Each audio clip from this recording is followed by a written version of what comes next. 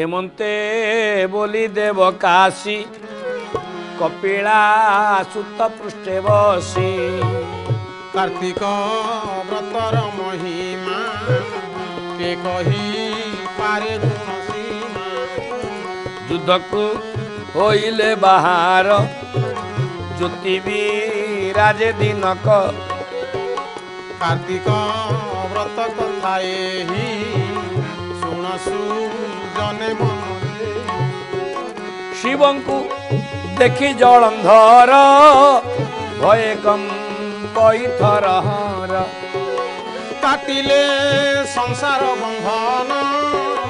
पाइबु श्री मधुसूदन कार्तिक व्रती देखी पाप जेनेहु हृतुकंप संसार मध्य जेते धर्म नुहे कार्तिक संदेश शंकर भगवानकर भयंकर युद्ध रूप को देखी जलंधर एपरी भाव में भय प्रकंपित है। महादेव दास कार्तिक महात्मा लिखिले जेमिति कार्तिक व्रत करुवा व्रताचारी मान को देखी पाप भय पलायमान हुए पाप भय चली जाए ठीक सेमिति जलंधर शंकर भगवान को देखी भय थरिबा को लागिला। सुन राजन विष्णु लीला जे जहा तुले युद्ध कला कार्तिक व्रतर महिमा के कही पारे गुण सीमा जलंधर मने मने चिंता कला ये धैर्यटी ये शंकर भगवान को तो मु युद्ध रे पारिबी नहीं जो उद्देश्य रे मु शिवंक सहित युद्ध करुथुली जो पार्वती की पाइबा पाई मु युद्ध करुथुली तांकु तो पाइली नहीं युद्ध रे मरिबी काहेकि हठात ता मन रे विचार आसिला से शिवंकर रूप धारण करी व्याघ्र छाल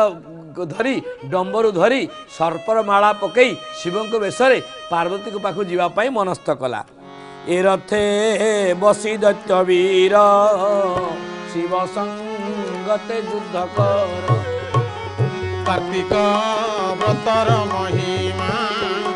के कही पारे गुण सीमा मो रथरे बसी तुम माने शिवंक सहित युद्ध कर मु किछि समय पई युद्धर विरति नहीं मो कार्य संपादन करी पुनि प्रत्यावर्तन करी निज शरीर करी गोप्य माया रे हेला अन्य रूप कार्तिक व्रतर महिमा के कही पारे गुण सीमा करे त्रिशूल पाशुपत मुखरे तीन तीन नेत्र कार्तिक व्रतर महिमा के कही पारे गुण सीमा पादनुपुर चारि साजे चलते ऋणु झुणु बाजे कार्तिक व्रत कथा एही शुण सुजने मन दे तार उपरे जलंधर जान प्रत्यक्ष वेदवर संसार मध्य जेते धर्म नुहे कार्तिक संगे सम अपूर्व वेश नव रंगे नृत्य करती अंग रंगे काटिले संसार बंधन पाइबु श्री मधुसूदन जो जगार पार्वती दासी मानक सहित राणी अंतपुर रे वास करुले से स्थान को जलंधर शिवंकर वेश धारण करी तांडव नृत्य करी शिवंकर पिनाक धनु धारण करी भुजंगमाल पकई सापमाल पकई मुंडमाल पकई वृषभ उपर चढ़ी जाइकी पार्वती पाखे पहुँचला देखिले विजय विश्वनाथ गयस पुष्प दृष्टि पथे कार्तिक व्रतर महिमा के कही पारे गुण सीमा एमंत देखी दासी गणे पार्वती आगे तत्क्षणे संसार मध्य जेते धर्म नुहे कार्तिक संगे सम पार्वती मने मने चिंता कले कैलाशपति शंकर भगवान तो युद्ध क्षेत्र अच्छी हठात युद्धर अवसान नहीं मो पाखु आसबार दरकार कौन पड़ा भावी पार्वती पदा को चली आसिले कहिले अंतपुरे जाई भूमात आसबे गहोई कार्तिक व्रतर महिमा के कही पारे गुण सीमा एमंत दासी मुख शुणी कनक शैल दुलनी संसार मध्य जेते धर्म कार्तिक संगे निज आसन उठिबेगे कांचन माला सखी संगे संसार मध्य जेते धर्म नुहे कार्तिक संगे नबरु होइले बाहर देवी की देखिला असुर काटिले संसार बंधन पाइबू श्री मधुसूदन जेतोले कांचन माला धारण करी पार्वती शिव को अभ्यर्थना देवा पाई संवर्धना ज्ञापन करबा पाई पुष्पमाला धारण करी पदा को आसंते ना जल शिव रूप बेशरे थिबा जलंधर देखी पार्वती की देखी हठात कि से निजे भयर थरिबा को लागिला पार्वती रूप अग्निकांति सुधसु वर्ण वर्ण भ्रांति कार्तिक व्रतर महिमा के कही पारे गुण सीमा से ही स्वरूप आगे देखी छाड़ी न पारिला आखी कार्तिक व्रत कथा ही शुणसु जने मन दे बेनिलो चने रूप चाही असुर कंपमान देही संसार मध्य जेते धर्म नुहे कार्तिक संगे बेलकू बेल मन मोहे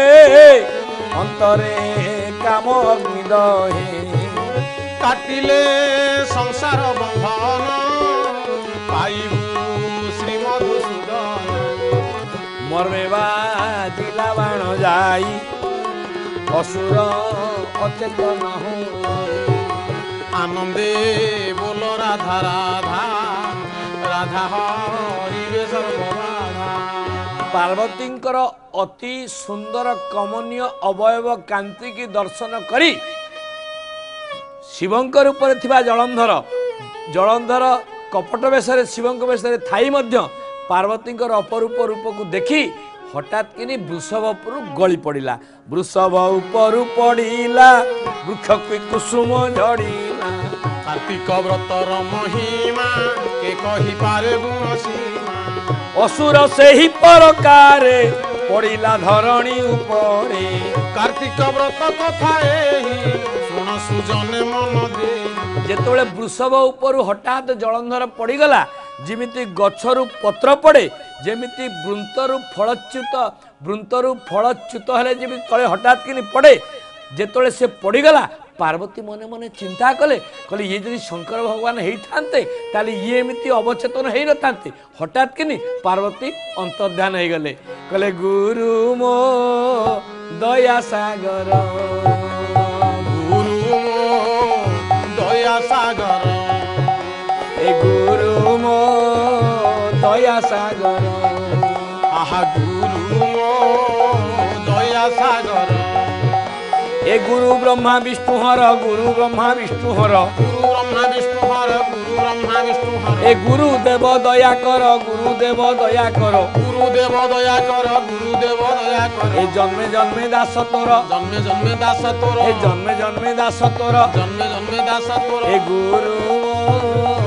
दया सागर आहा गुरु दया सागर ए गुरु दया सागर